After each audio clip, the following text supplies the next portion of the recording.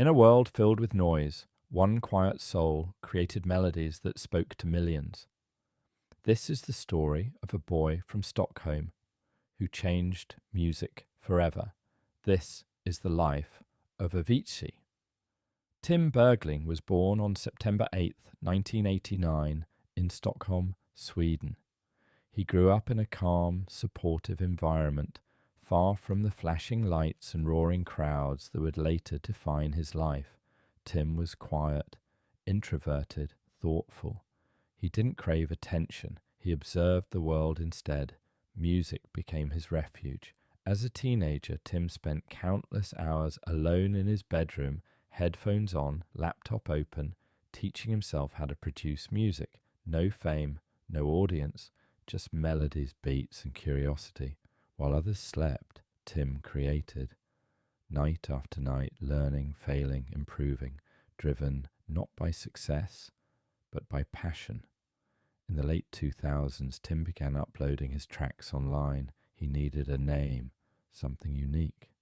He chose Avicii, inspired by a Buddhist term meaning the lowest level of hell, a name he selected simply because it was available. Behind the alias, his talent quickly stood out. Producers, DJs, and labels began to notice the emotional depth in his melodies. His sound wasn't aggressive or flashy, it was melodic, uplifting, and human. In small clubs and online forums, Avicii was no longer just a username, he was becoming a force. Then, everything changed. In 2011, Avicii released Levels. The song exploded across the world. Suddenly, Tim Bergling was no longer a bedroom producer. He was a global sensation. Festival stages, massive crowds, lights, fireworks, the sound of thousands singing along to a melody he once created alone. Avicii became one of the biggest names in electronic music. He toured relentlessly, performing night after night, country after country. But while the world celebrated him, Tim was struggling to keep up. In 2013, Avicii took a risk. He released True, an album that blended electronic music with folk, country, and soul. It challenged expectations and divided opinions. Some criticized him, others praised his bravery.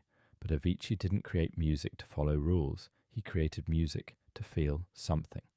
Songs like Wake Me Up became anthems, not just for parties, but for life, change, and self-discovery. Yet behind the innovation, the pressure grew heavier. Fame came with a cost. The endless touring took a toll on Tim's physical and mental health. He suffered from severe stress and anxiety. Hospitals replaced hotels. Silence replaced applause. Despite the smiles on stage, Tim felt overwhelmed by the lifestyle surrounding his success. He loved music, but not the machine around it. In 2016, Avicii made a difficult decision. He stepped away from touring. For the first time, he chose himself. Away from the spotlight, Tim searched for balance. He travelled, reflected, created quietly. He explored meditation, self-awareness, and healing. Music remained part of him, but without the pressure of performance. Still, some struggles cannot be seen, and some battles are fought in silence. On April 20th, 2018, Tim Bergling passed away at the age of 28. His death was ruled a suicide, and it sparked global conversations about mental health in the music industry. After his passing, his family established the Tim Bergling Foundation, which supports mental health awareness and suicide prevention. His posthumous album, Tim, 2019, was completed by his collaborators and released in his memory, celebrating his artistry and lasting impact on music. Avicii's music did not end with his life. It lives on in festivals, in headphones, in memories, in moments of joy and moments of reflection. His story opened conversations about mental health, pressure, and the cost of success. It reminded the world that behind every icon is a person. Tim Bergling didn't just create songs, he created feelings, he created connection.